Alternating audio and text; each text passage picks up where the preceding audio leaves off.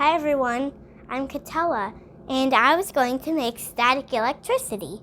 So what you need is a balloon, some seasonings, maybe a piece of paper. So let's get started. Safety first. First put a big scoop of parsley. I'll put a few.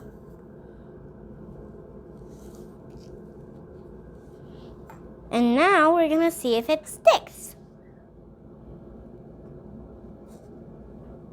Oh man, it didn't work. Now I'm gonna try to use my head.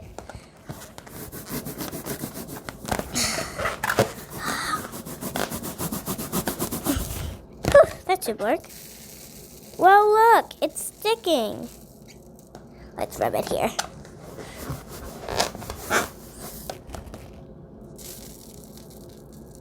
Look. So that happened because of static electricity. Now let's try something heavier, like a piece of paper. I'm going to use my belly button.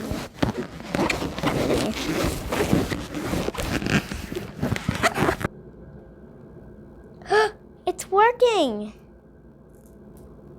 I hope you liked my video today. Please subscribe and give my video a big thumbs up. Bye.